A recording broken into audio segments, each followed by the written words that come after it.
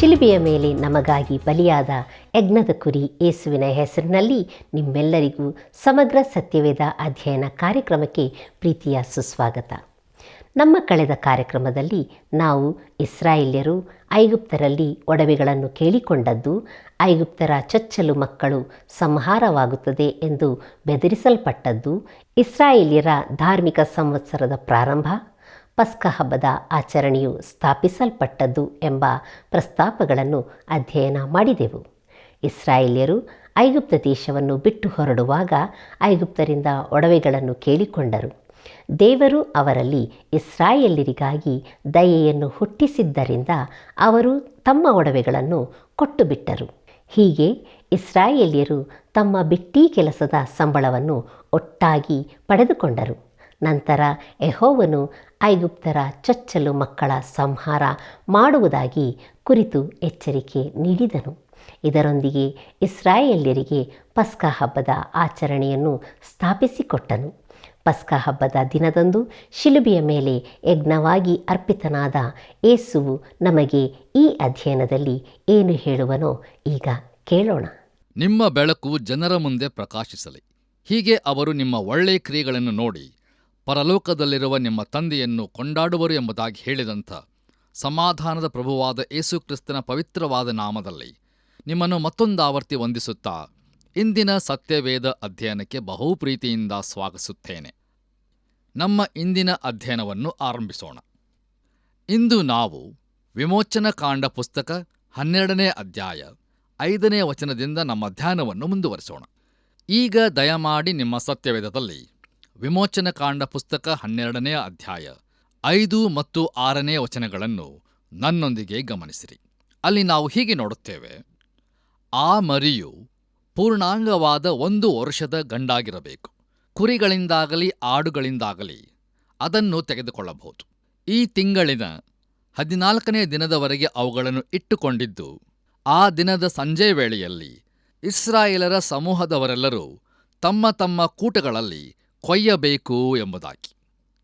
ಕರ್ತನಲ್ಲಿ ಪ್ರಿಯ ದೇವಜನರೇ, ಈ ವಾಕ್ಯ ಭಾಗವು ಬಹು ಆಸಕ್ತಿಕರವಾಗಿದೆ. ಪ್ರತಿ ಕುಟುಂಬವು 1 ಮರಿಯನ್ನು ತೆಗೆದುಕೊಂಡಿರಬೇಕು. ನೋಡಿರಿ, ಆ ದಿನ ಸಂಜೆ ವೇಳೆಯಲ್ಲಿ ಅಂದು ಸಾವಿರಾರು ಕುರಿಮರಿಗಳು ವಧಿಸಲ್ಪಟ್ಟಿರಬೇಕು. ಈ ಎಲ್ಲ ಕುರಿಮರಿಗಳು ಕೂಡ ಇನ್ನೊಂದು ಕುರಿಮರಿಯ ಕುರಿತು ಸೂಚಿಸುತ್ತವೆ.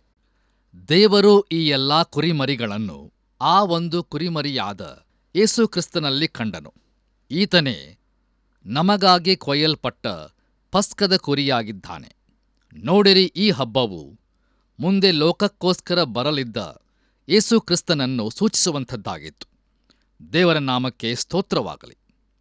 ನಾವು ಮುಂದುವರಿದು ವಿಮೋಚನಕಾಂಡ ಪುಸ್ತಕ 12ನೇ ಅಧ್ಯಾಯ 7ನೇ ವಚನವನ್ನು ಓದುವಾಗ ಅಲ್ಲಿ ಹೀಗೆ ಬರೆದದೆ: ಅವರು ಅವುಗಳ ರಕ್ತದಲ್ಲಿ ಸ್ವಲ್ಪ ತೆಗೆದು ತಾವು ಆ ಭೋಜನವನ್ನು ಮಾಡುವ ಮನೆ ಬಾಗಲಿನ 2 ನಿಲವು ಕಂಬಗಳಿಗೂ ಮೇಲಿನ ಪಟ್ಟಿಗೂ ಹಚ್ಚಬೇಕು ಎಂಬುದಾಗಿ.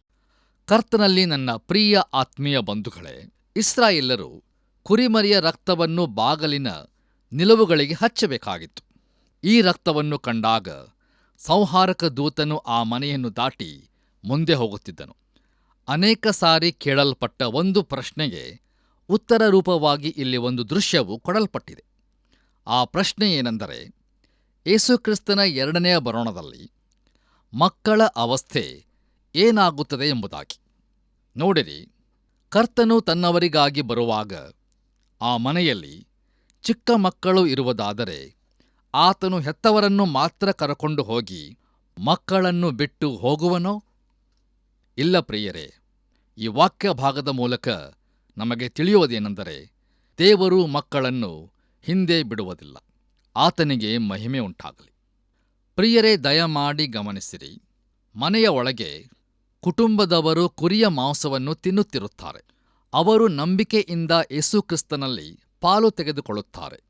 ಚಿಕ್ಕ ಮಕ್ಕಳಿಗೆ ಏನಾಗುತ್ತಿದೆ ಎಂದು ತಿಳಿಯಲಾರರು. ಇಸ್ರಾಯೇಲರು ಬಿಡುಗಡೆಯಾಗಿ ಐಗುಪ್ತ ದೇಶದಿಂದ ಹೊರಟು ಹೋಗುವಾಗ ಮಕ್ಕಳು ಹಿಂದೆ ಬಿಡಲ್ಪಡುತ್ತಾರೋ? ಎಂದಿಗೂ ಇಲ್ಲ ಪ್ರಿಯರೇ. ಹೌದು, ಹಚ್ಚಲ್ಪಟ್ಟ ರಕ್ತವು ಮನೆಯೊಳಗಿರುವ ಎಲ್ಲರನ್ನೂ ಆವರಿಸಿ ಕಾಯುತ್ತದೆ. ಇಸ್ರಾಯೇಲ್ಯರು ಬಿಡುಗಡೆ ಹೊಂದಿದಂತೆ ಯೇಸು ಕ್ರಿಸ್ತನ ಎರಡನೆಯ ಬರೋಣದಲ್ಲಿ ದೇವರು ಚಿಕ್ಕ ಮಕ್ಕಳನ್ನು ಬಿಟ್ಟು ಹೋಗುವುದಿಲ್ಲ.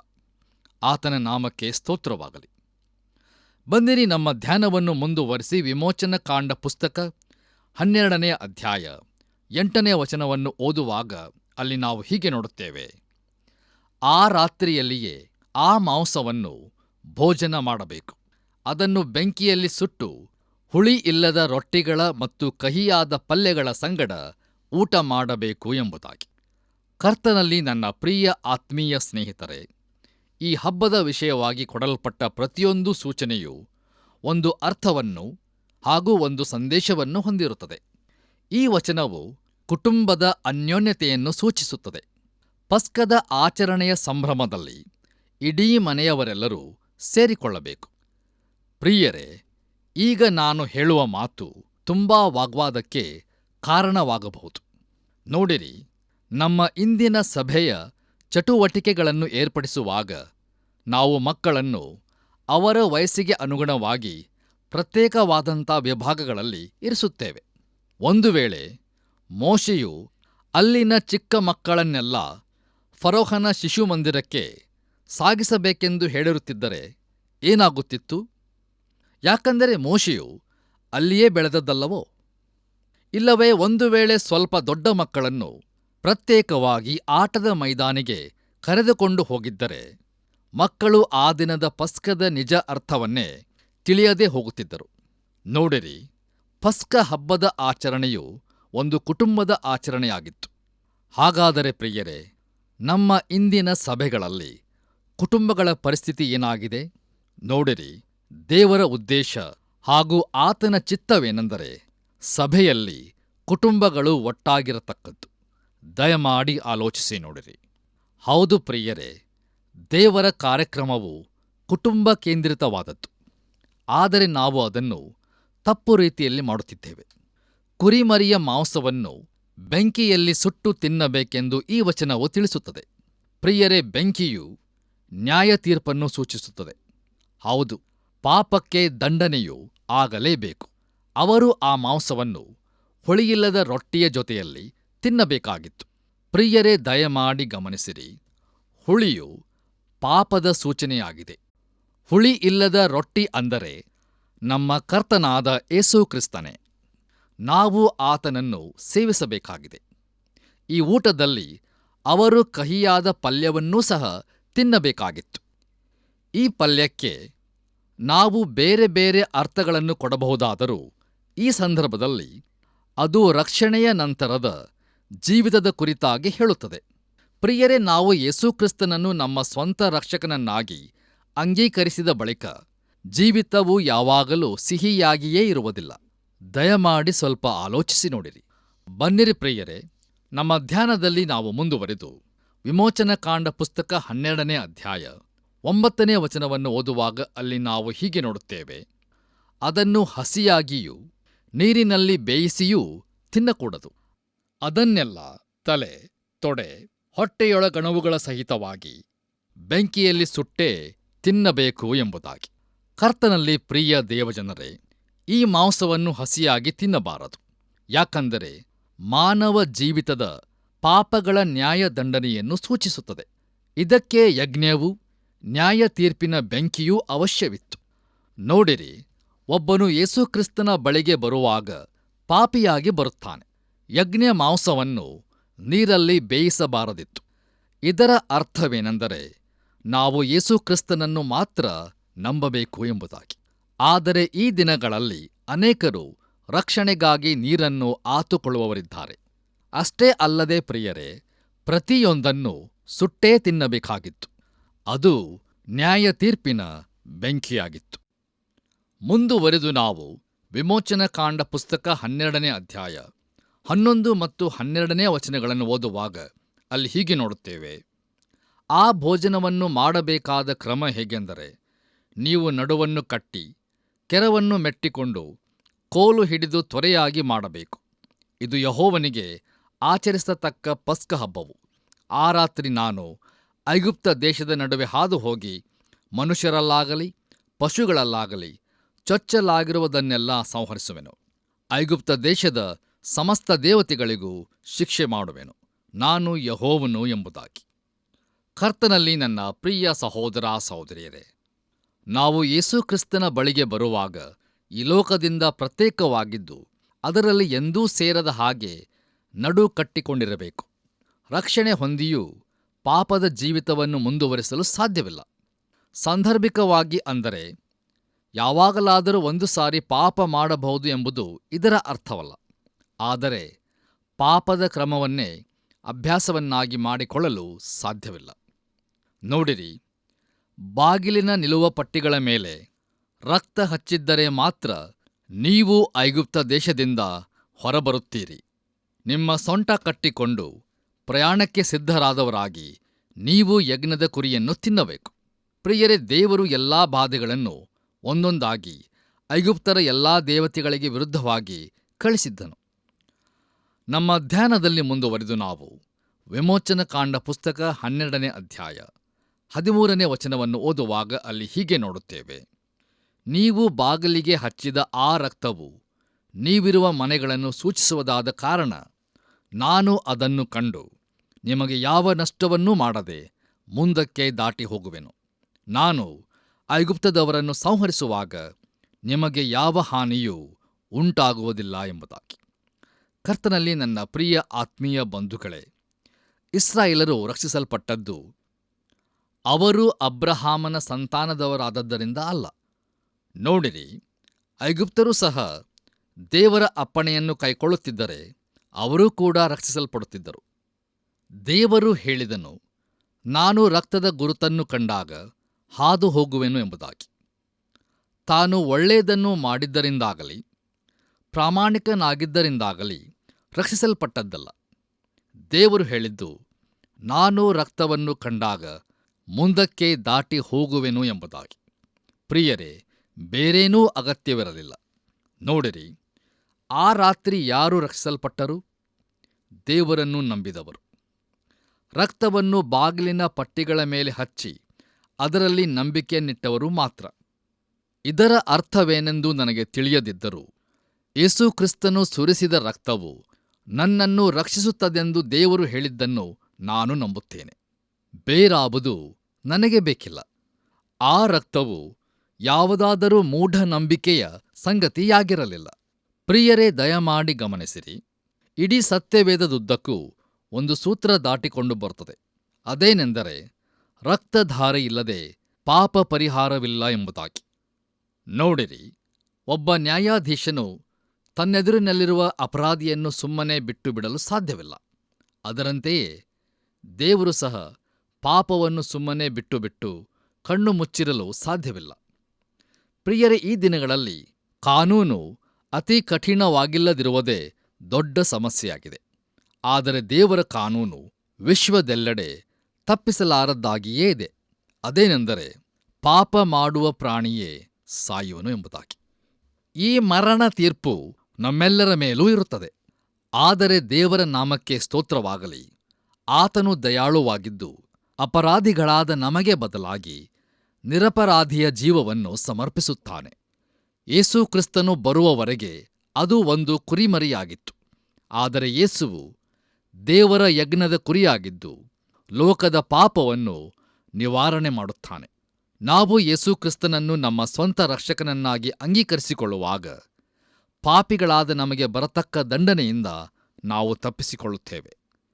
ಕರ್ತನಲ್ಲಿ ನನ್ನ ಪ್ರಿಯ ಆತ್ಮೀಯ ಸ್ನೇಹಿತರೆ, ಆ ರಾತ್ರಿ ಐಗುಪ್ತದಲ್ಲಿ ರಕ್ತದ ಗುರುತಿನಿಂದ ರಕ್ಷಿಸಲ್ಪಡದ ಪ್ರತಿಯೊಂದು ಮನೆಯಲ್ಲಿಯೂ ಚೊಚ್ಚಲ ಸಂತಾನದ ಸಂಹಾರವಾಯಿತು.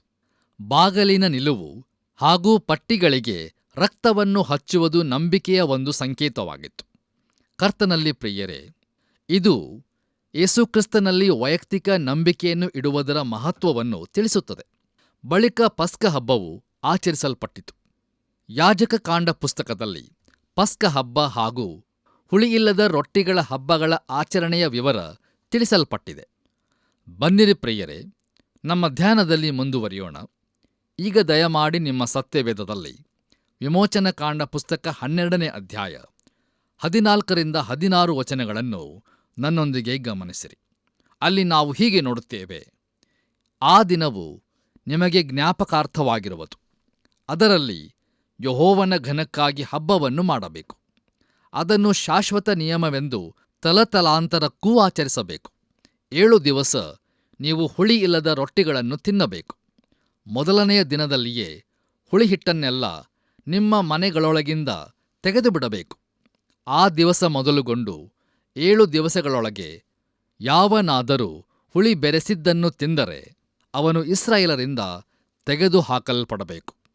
ಮೊದಲನೆಯ ದಿವಸದಲ್ಲಿ ದೇವಾರಾಧನೆಗಾಗಿ ಸಭೆ ಕೂಡಬೇಕು. 7ನೆಯ ದಿನದಲ್ಲಿಯೂ ದೇವಾರಾಧನೆಗಾಗಿ ಸಭೆ ಕೂಡಬೇಕು. ಈ 2 ದಿವಸಗಳಲ್ಲಿ ಯಾವ ಕೆಲಸವನ್ನೂ ಮಾಡಕೂಡದು. ಊಟಕ್ಕೆ ಬೇಕಾದದ್ದನ್ನು ಮಾಡಬಹುದೇ ಹೊರತು ಬೇರೆ ಯಾವ ಕೆಲಸವನ್ನೂ ಮಾಡಕೂಡದು ಎಂಬುದಾಗಿ. ಕರ್ತನಲ್ಲಿ ಪ್ರಿಯ ಆತ್ಮೀಯ ಬಂಧುಗಳೇ, ನಿಜವಾಗಿಯೂ ನೋಡುವುದಾದರೆ ಸಂಹಾರ ದೂತನು ದಾಟಿ ಹೋಗುವುದಕ್ಕೂ ಇದಕ್ಕೂ ಸಂಬಂಧವಿರುವುದಿಲ್ಲ. ಅದು ಅವರ ರಕ್ಷಣೆಗೂ ಸಂಬಂಧಪಟ್ಟಿಲ್ಲ. ಅದು ಮನೆಯೊಳಗಿನ ಜನರಿಗೆ ಒಂದು ಅನ್ಯೋನ್ಯತೆಯ ಭೋಜನ ಅಷ್ಟೇ. ಅದು ಒಂದು ಕರ್ತವ್ಯ ಹಾಗೂ ದೇವರ ಅಪ್ಪಣೆಯಾಗಿದೆ. ಹಾಗೆಯೇ ಅದು ಒಂದು ಸದವಕಾಶವೂ ಸಹ ಆಗಿದೆ. ಅವರು ದೇವರೊಂದಿಗೆ ಅನ್ಯೋನ್ಯವಾಗಿರಬಹುದಿತ್ತು. ಮುಂದುವರೆದು ನಾವು ವಿಮೋಚನಕಾಂಡ ಪುಸ್ತಕ 12ನೇ ಅಧ್ಯಾಯ 17ನೇ ವಚನವನ್ನು ಓದುವಾಗ ಅಲ್ಲಿ ಹೀಗೆ ಬರೆದದೆ, ಹುಳಿ ಇಲ್ಲದ ರೊಟ್ಟಿಗಳನ್ನು ತಿನ್ನಬೇಕಾದ ಆಚರಣೆಯನ್ನು ನೀವು ಕೈಕೊಳ್ಳಬೇಕು. ಈ ದಿನದಲ್ಲಿಯೇ ನಾನು ನಿಮ್ಮ ಸೈನ್ಯಗಳನ್ನು ಐಗುಪ್ತ ದೇಶದೊಳಗಿಂದ ಹೊರಗೆ ಬರಮಾಡಿದ್ದರಿಂದ ನೀವು ನಿಮ್ಮ ಸಂತತಿಯವರು ಈ ದಿನವನ್ನು ಆಚರಣೆಗೆ ತರಬೇಕು. ಇದು ಶಾಶ್ವತವಾದ ನಿಯಮ ಎಂಬುದಾಗಿ. ಕರ್ತನಲ್ಲಿ ಪ್ರಿಯ ದೇವಜನರೇ, ಪಸ್ಕ ಹಬ್ಬದ ರಾತ್ರಿಯೇ ಇಸ್ರಾಯೇಲರನ್ನು ಹೊರಡಿಸಿದ್ದರಿಂದ ಅವರು ಅರಣ್ಯ ಮಾರ್ಗದಲ್ಲಿ ಹುಳಿಯಿಲ್ಲದ ರೊಟ್ಟಿಗಳನ್ನೇ ತಿಂದರು ಮತ್ತು 7 ದಿನಗಳವರೆಗೆ ಅದನ್ನು ತಿಂದರು. ಪ್ರಿಯರೇ, ಅದು ಹುಳಿಯಿಲ್ಲದ ರೊಟ್ಟಿ ಎಂಬುದನ್ನು ಗಮನಿಸಿರಿ. ಯಾವನಾದರೂ ಹುಳಿ ಹಿಟ್ಟಿನ ಪದಾರ್ಥವನ್ನು ತಿಂದರೆ ಅವನು ಹೊರಗೆ ಹಾಕಲ್ಪಡಬೇಕು, ಅಂದರೆ ಅನ್ಯೋನ್ಯತೆಯಿಂದ ದೂರವಾಗಬೇಕು. ವಿಮೋಚನಕಾಂಡ ಪುಸ್ತಕ 12ನೇ ಅಧ್ಯಾಯ 14ರಿಂದ 26 ವಚನಗಳನ್ನು ಗಮನಿಸುವಾಗ ಹುಳಿಹಿಟ್ಟು ಎಂಬ ಈ ಶಬ್ದ ಸುಮಾರು 8 ಬಾರಿ ಹೇಳಲ್ಪಟ್ಟಿದೆ. ನಮ್ಮ ಧ್ಯಾನದಲ್ಲಿ ಮುಂದುವರಿದು ನಾವು ವಿಮೋಚನಕಾಂಡ ಪುಸ್ತಕ 12ನೇ ಅಧ್ಯಾಯ 18ರಿಂದ 20 ವಚನಗಳನ್ನು ಓದುವಾಗ ಅಲ್ಲಿ ಹೀಗೆ ನೋಡುತ್ತೇವೆ. ಮೊದಲನೆಯ ತಿಂಗಳಿನ 14ನೇ ದಿವಸದ ಸಾಯಂಕಾಲ ಮೊದಲುಗೊಂಡು ಅದೇ ತಿಂಗಳಿನ 21ನೇ ದಿನದ ಸಾಯಂಕಾಲದವರೆಗೂ ನೀವು ಹುಳಿಯಿಲ್ಲದ ರೊಟ್ಟಿಗಳನ್ನೇ ತಿನ್ನಬೇಕು. ಆ 7 ದಿನಗಳು ನಿಮ್ಮ ಮನೆಗಳಲ್ಲಿ ಹುಳಿ ಹಿಟ್ಟೇ ಇರಕೂಡದು. ಹುಳಿ ಬೆರೆಸಿದ್ದನ್ನು ತಿನ್ನುವವನು ಪರದೇಶದವನಾಗಲಿ ಸ್ವದೇಶದವನಾಗಲಿ ಇಸ್ರಾಯೇಲ್ ಜನರೊಳಗಿಂದ ತೆಗೆದುಹಾಕಲ್ಪಡಬೇಕು. ನೀವು ನಿಮ್ಮ ಎಲ್ಲಾ ಮನೆಗಳಲ್ಲಿ ಹುಳಿಯಿಲ್ಲದ ರೊಟ್ಟಿಗಳನ್ನು ತಿನ್ನಬೇಕೇ ಹೊರತು ಹುಳಿಗೂಡಿದ ಯಾವುದನ್ನೂ ತಿನ್ನಕೂಡದು ಎಂದು ಆಜ್ಞಾಪಿಸಿದನು ಎಂಬುದಾಗಿ.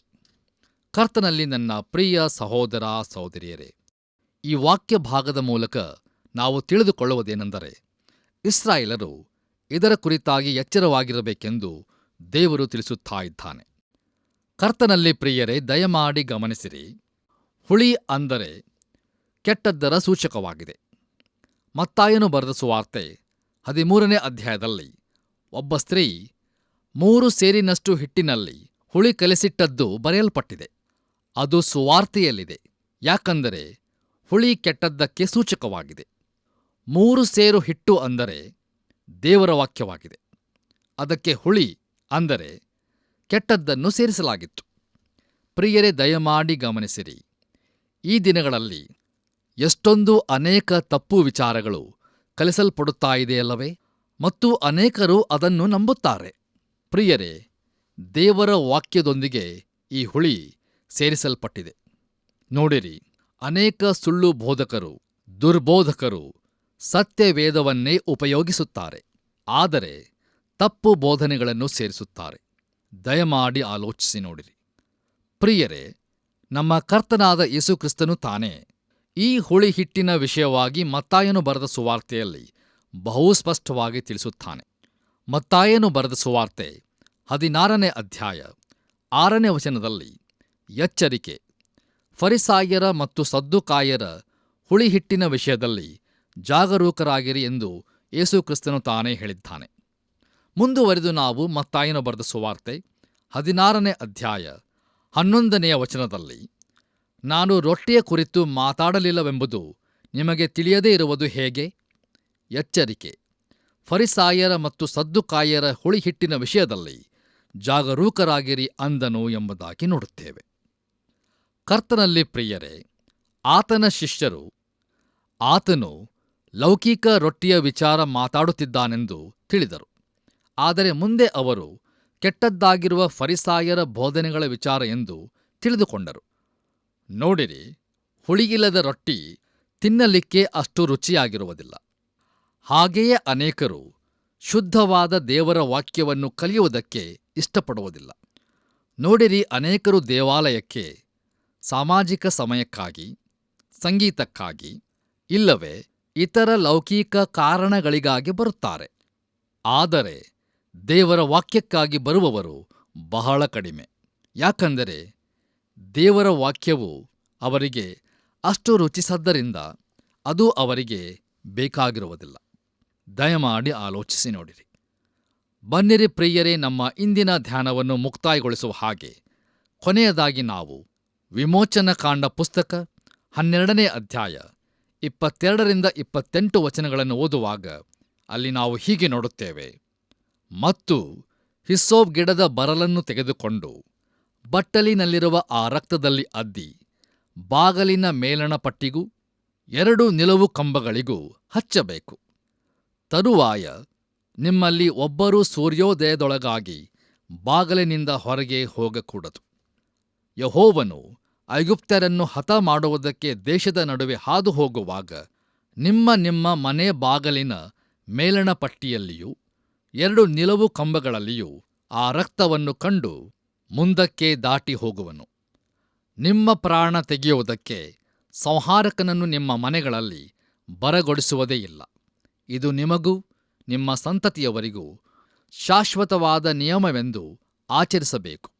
ಯೆಹೋವನು ತನ್ನ ಮಾತಿನ ಮೇರೆಗೆ ನಿಮಗೆ ಕೊಡುವ ದೇಶಕ್ಕೆ ನೀವು ಬಂದಾಗ ಈ ಆಚಾರವನ್ನು ನಡೆಸಬೇಕು. ಮುಂದೆ ನಿಮ್ಮ ಮಕ್ಕಳು ನೀವು ನಡೆಸುವ ಈ ಆಚಾರವೇನೆಂದು ನಿಮ್ಮನ್ನು ಕೇಳುವಾಗ ನೀವು ಅವರಿಗೆ, ಯೆಹೋವನು ಐಗುಪ್ತರನ್ನು ಸಂಹರಿಸಿದಾಗ ಐಗುಪ್ತ ದೇಶದಲ್ಲಿದ್ದ ಇಸ್ರಾಯೇಲರ ಮನೆಗಳಲ್ಲಿ ಪ್ರವೇಶಿಸದೆ ಮುಂದಕ್ಕೆ ದಾಟಿ ನಮ್ಮವರನ್ನು ಉಳಿಸಿದದರಿಂದ ನಾವು ಯೆಹೋವನ ಪಸ್ಕವೆಂಬ ಈ ಯಜ್ಞಾಚಾರವನ್ನು ನಡೆಸುವುದುಂಟು ಎಂದು ಹೇಳಬೇಕು ಅಂದನು. ಜನರು ತಲೆಬಾಗಿ ನಮಸ್ಕರಿಸಿದರು. ಇಸ್ರಾಯೇಲರು ಅಲ್ಲಿಂದ ಹೊರಟು ಯೆಹೋವನು ಮೋಶೆ ಆರೋನರಿಗೆ ಆಜ್ಞಾಪಿಸಿದ ಪ್ರಕಾರವೇ ನಡೆಸಿದರು ಎಂಬುದಾಗಿ.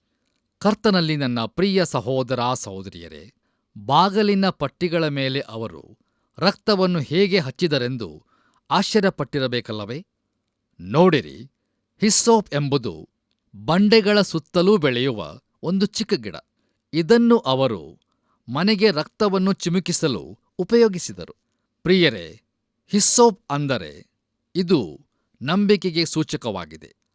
ಹಾಗೇ ಪ್ರಿಯರೇ, ನಮ್ಮ ಹೃದಯ ಜೀವಿತಗಳಿಗೆ ಯೇಸುಕ್ರಿಸ್ತನ ರಕ್ತವನ್ನು ನಾವು ನಂಬಿಕೆಯಿಂದ ಹಚ್ಚಿಕೊಳ್ಳಬೇಕು. ಮತ್ತು ಯೇಸುಕ್ರಿಸ್ತನು ಸತ್ತಾಗ ಆತನು ನಮಗಾಗಿ ಮಾಡಿದ್ದನ್ನು ನಾವು ಹೃದಯಪೂರ್ವಕವಾಗಿ ನಂಬಬೇಕು. ದೇವರಿಗೆ ಮಹಿಮೆಯುಂಟಾಗಲಿ. ಇಲ್ಲಿಗೆ ಪ್ರಿಯರೇ, ನಮ್ಮ ಇಂದಿನ ವಾಕ್ಯ ಧ್ಯಾನವು ಮುಕ್ತಾಯವಾಯಿತು. ಇಲ್ಲಿಯವರೆಗೆ ಬಹು ಆಸಕ್ತಿಯಿಂದ ದೇವರ ವಾಕ್ಯದ ಸಂದೇಶವನ್ನು ಆಲಿಸುತ್ತಿರುವಂಥ ನನ್ನ ಪ್ರಿಯ ಸಹೋದರ ಸಹೋದರಿಯರೇ, ದೇವರ ವಾಕ್ಯದಲ್ಲಿ ನಾವು ಹೀಗೆ ನೋಡುತ್ತೇವೆ. ನಂಬಿಕೆ ಇಲ್ಲದೆ ದೇವರನ್ನು ಮೆಚ್ಚಿಸುವುದು ಅಸಾಧ್ಯ. ದೇವರ ಬಳಿಗೆ ಬರುವವನು ದೇವರು ಇದ್ದಾನೆ ಮತ್ತು ತನ್ನನ್ನು ಹುಡುಕುವವರಿಗೆ ಪ್ರತಿಫಲ ಕೊಡುತ್ತಾನೆಂದು ನಂಬುವುದು ಅವಶ್ಯ. ಮತ್ತು ಯಾರ್ಯಾರು ಆತನನ್ನು ನಂಬುತ್ತಾರೋ, ಅಂದರೆ ಆತನ ಹೆಸರಿನಲ್ಲಿ ನಂಬಿಕೆ ಇಡುತ್ತಾರೋ, ಅವರಿಗೆ ದೇವರ ಮಕ್ಕಳಾಗುವ ಅಧಿಕಾರವನ್ನು ಕರ್ತನು ಕೊಡುತ್ತಾನೆ ಎಂಬುದಾಗಿ. ಆದ್ದರಿಂದ ಪ್ರಿಯರೇ, ಯೇಸುವನ್ನು ಕರ್ತನೆಂದು ಬಾಯಿಂದ ಅರಿಕೆ ಮಾಡಿ ದೇವರು ಆತನನ್ನು ಸತ್ತವರೊಳಗಿಂದ ಎಬ್ಬಿಸಿದನೆಂದು ಹೃದಯದಿಂದ ನಂಬಿ ದೇವರು ತನ್ನ ಕೃಪೆಯಲ್ಲಿ ಅನುಗ್ರಹಿಸುವ ಪಾಪ ಕ್ಷಮಾಪಣೆ, ರಕ್ಷಣಾ ಭಾಗ್ಯ ಹಾಗೂ ನಿತ್ಯ ಜೀವದ ನಿರೀಕ್ಷೆಯನ್ನು ಹೊಂದಿಕೊಳ್ಳೋಣ. ಹಾಗಾಗುವಂತೆ ತಂದೆಯಾದ ದೇವರು ನಮ್ಮೆಲ್ಲರಿಗೂ ಸಹಾಯ ಮಾಡಿ ನಡೆಸಲಿ. ಆಮೆನ್. ಪ್ರಿಯರೇ, ಇದುವರೆಗೆ ದೇವರ ವಾಕ್ಯವನ್ನು ಧ್ಯಾನಿಸಿದೆವು. ಇಂದು ಪಸ್ಕ ಹಬ್ಬದ ಆಚರಣೆಯನ್ನು ವಿವರವಾಗಿ ತಿಳಿದುಕೊಂಡೆವು. ಪಸ್ಕ ಹಬ್ಬವನ್ನು ಕುಟುಂಬದವರೆಲ್ಲರೂ ಒಟ್ಟಾಗಿ ಆಚರಿಸಬೇಕು. ದೇವರು ಕುಟುಂಬದ ಅನ್ಯೋನ್ಯತೆಗೆ ಹೆಚ್ಚು ಮಹತ್ವ ನೀಡುತ್ತಾನೆ. ಕುಟುಂಬವು ಕರ್ತನಲ್ಲಿ ದೃಢವಾಗಿ ನಿಂತಿರುವುದಾದರೆ ಸಭೆಯು ಬಲವಾಗಿರುತ್ತದೆ. ಈ ಕಾರಣದಿಂದಲೇ ಸೈತಾನನು ಕುಟುಂಬಗಳನ್ನು ಒಡೆದು ಆ ಮೂಲಕ ಸಭೆಯನ್ನು ಹಾಳು ಮಾಡುತ್ತಿದ್ದಾನೆ. ಆದರೆ ಕ್ರೈಸ್ತರು ನಮ್ಮ ಕುಟುಂಬಗಳನ್ನು ಕರ್ತನ ಹಾದಿಯಲ್ಲಿ ನಡೆಸಬೇಕು. ಹೀಗೆ ಕ್ರೈಸ್ತ ಸಭೆಯು ಬಲವಾಗಿ ನಿಲ್ಲಲು ಸಾಧ್ಯವಾಗುತ್ತದೆ. ನಾವು ನಮ್ಮ ಮನೆಯವರು ಯೆಹೋವನನ್ನೇ ಸೇವಿಸಿ ಆತನ ಜಯದ ಜೀವಿತದಲ್ಲಿ ನಡೆಯೋಣ. ಆತನ ಕೃಪಾಹಸ್ತ ಪಾಲನೆಯು ಸದಾ ನಿಮ್ಮೆಲ್ಲರೊಂದಿಗೆ ಇರಲಿ.